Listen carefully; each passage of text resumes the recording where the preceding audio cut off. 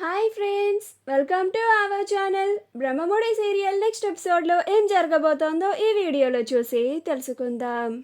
కావ్యని office address అడిగిన రాజ్ అసలేం జరిగింది అని తెలుసుకోవడానికి ఈ వీడియోని స్కిప్ చేయకుండా ఎండ్ వరకు చూసేయండి.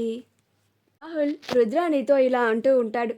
ఏంటి మమ్మీ, మన లైఫ్ వాడి పడేసిన టిష్యూలా అయిపోయింది అని అంటాడు. అప్పుడు రుద్రాణి, ఏమోరా రాహుల్, నాతో ఏం చెప్పకు అని అంటూ ఉంటుంది. అప్పుడు రాహుల్ ఆశ్చర్యపోతాడు. ఏంటి మమ్మీ, అలా మాట్లాడుతున్నావేంటి, అసలేమైంది నీకు అని అంటాడు. అప్పుడు రుద్రాణి, ఏమోరా రాహుల్, నాకు ఏదో అయినట్టుగా నాకు కూడా డౌట్ వస్తోంది. నా గురించి నాకు చాలా భయంగా ఉంది అని అంటూ ఉంటుంది. అప్పుడు రాహుల్, ఏంటి మమ్మీ, ఇలా మాట్లాడుతున్నావేంటి, అసలేం జరిగింది చెప్పు అని అంటాడు. అప్పుడు రుద్రాణి, నేను ఆఫ్టర్నూన్ లంచ్ చేద్దామని డైనింగ్ టేబుల్ దగ్గరికి వెళ్ళాను. అక్కడికి వెళ్ళి చూస్తే నాకు కర్రీస్లా కనపడకుండా అన్నీ పచ్చిగా కనిపించాయి రాహుల్ అని అంటుంది. అప్పుడు రాహుల్, ఏంటి మమ్మీ, ఏం మాట్లాడుతున్నావు నువ్వు అని అంటాడు. అప్పుడు రుద్రాణి, అవును రాహుల్, నేను వెళ్ళిన టైంకి స్వప్న అప్పులు కూడా అక్కడే ఉన్నారు. నాకు ఆ ఫిష్ కర్రీ ఏమో పచ్చి చేపల్లాగా కనిపించింది. ఆఖరికి చికెన్ ఫ్రై కూడా వండకుండా ఉన్న చికెన్లానే ఉంది. దుంపలు కూడా దుంపలులానే ఉన్నాయి, కర్రీలాగా కనిపించలేదు అని అంటూ ఉంటుంది. కానీ స్వప్న మాత్రం అవన్నీ కర్రీస్ అని చెప్పింది. నేను వాళ్ళని నమ్మలేక నాకు పిచ్చి పట్టలేదు అని చిన్నన్నయ్యని చిన్నోదిని కూడా తీసుకెళ్ళి చూపించాను. వాళ్ళు వచ్చి కూడా అవి కర్రీస్ అనే చెప్పారు. కానీ నాకు మాత్రం అన్నీ పచ్చిగానే కనిపించాయి. ఇప్పటికీ నేను దాని నుంచి బయటికి రాలేకపోతున్నాను. నా ఒక్కదానికి అలా కనిపించాయా, మిగతా వాళ్ళందరికీ ఎందుకు కర్రీలా కనిపించింది అంటే నిజంగానే నా మైండ్ సరిగ్గా పనిచేయడం లేదా అని అంటూ ఉంటుంది. అప్పుడు రాహుల్, పద మమ్మీ, నేను కూడా వచ్చి చూస్తాను, అసలేంటో తెలిసిపోతుంది అని అంటాడు. అప్పుడు రుద్రాణి, పద రాహుల్ అని రాహుల్ని డైనింగ్ టేబుల్ దగ్గరికి తీసుకెళ్తుంది. వెళ్ళి చూస్తే గిన్నెలో ఫిష్ కర్రీ ఉంటుంది, ఆల్మోస్ట్ అయిపోయి ఉంటుంది. సేమ్ అలానే చికెన్ ఫ్రై కూడా ఒక్క పీస్ మాత్రమే ఉంటుంది. బంగాళదుంప కర్రీ కూడా మొత్తం అయిపోయి ఉంటుంది. మమ్మీ, ఇవన్నీ కర్రీస్ కూడా అయిపోయాయి అని అంటాడు. అప్పుడు రుద్రాణి, ఏంటి రాహుల్ నువ్వు చెప్తుంది, నీకు కూడా కర్రీస్లోనే కనిపిస్తున్నాయా అంటే నా ఒక్కదానికే అలా కనిపించాయా?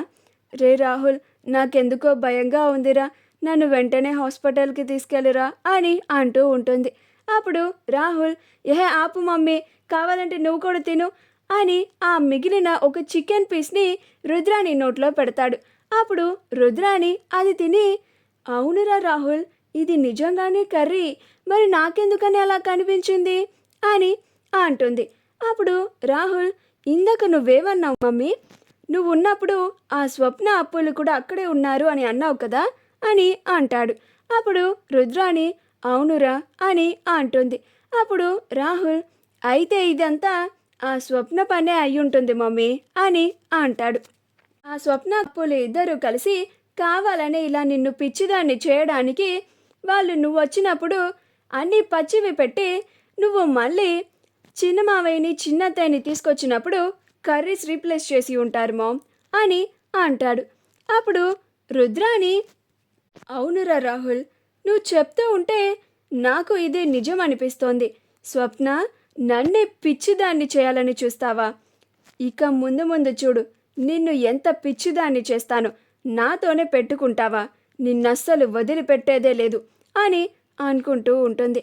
అప్పుడు రాహుల్, స్వప్న సంగతి తర్వాత కానీ ముందు నా సంగతి చూడు మమ్మీ, అది నా ఒళ్ళంతా గుల్ల గుల్ల చేసేసింది.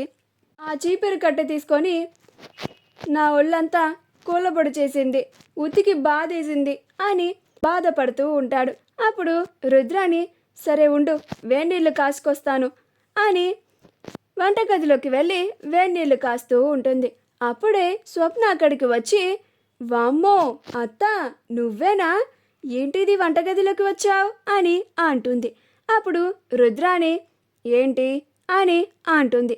అప్పుడు స్వప్న, ఏంటత్తా ఈ విచిత్రం అని అంటుంది. అప్పుడు రుద్రాని రాకూడదా, రాహుల్ కోసం వేడినీళ్ళ కాపురం పెట్టడానికి వేడినీళ్ళు కాస్తున్నాను అని అంటుంది.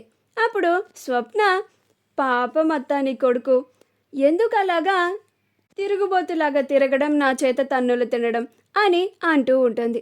అప్పుడు రుద్రాని, నోరు ముయ్యవే, నువ్వే కావాలని వాడిని అలా రోడ్లన్నీ తిప్పించి తీరా ఇంటికి వచ్చాక చితక బాధావంట కదా, అలాగే నన్ను ఆ డైనింగ్ టేబుల్ మీద అన్నీ కావాలని పచ్చివి పెట్టి నేను మా చిన్న వదిన్ని తీసుకొచ్చేటప్పటికి అన్నీ కర్రీస్ పెట్టి నన్నే పిచ్చిదాన్ని చేయాలని చూస్తావా, నీ సంగతి తేలుస్తాను అని అంటుంది.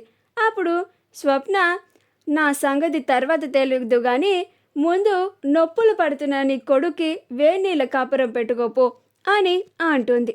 అప్పుడు రుద్రాని కోపంగా ఆ వేడినీళ్ళని తీసుకొని వెళ్తూ ఉంటుంది.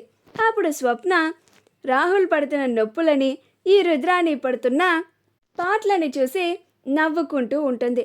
లేకపోతే నాతోనే పెట్టుకుంటారా, ఇక ముందుంది మీకు ముసళ్ళ పండగ, ఈ స్వప్న అంటే ఏంటో చూపిస్తాను, ఇది జస్ట్ ట్రైలర్ మాత్రమే, అసలు సినిమా మొత్తం ఇక ముందు ఉంది అని అనుకుంటూ తన గదిలోకి వెళ్ళిపోతుంది. అలా రుద్రాని రాహుల్కి వేడినీళ్ళ కాపురం పెడుతుంది. అప్పుడు రాహుల్ నొప్పులుగా ఉన్నాయని బాధపడుతూ ఉంటాడు. అప్పుడు రుద్రాని, తట్టుకోరా కొంచెం అని వేడి నీళ్ళల్లో ముంచిన క్లాత్ని రాహుల్ శరీరం మీద అద్దుతూ ఉంటుంది. అలా ఆ తరువాత అందరూ డిన్నర్ చేసిన తర్వాత ఎవరి గదుల్లో వాళ్ళు పడుకుంటారు.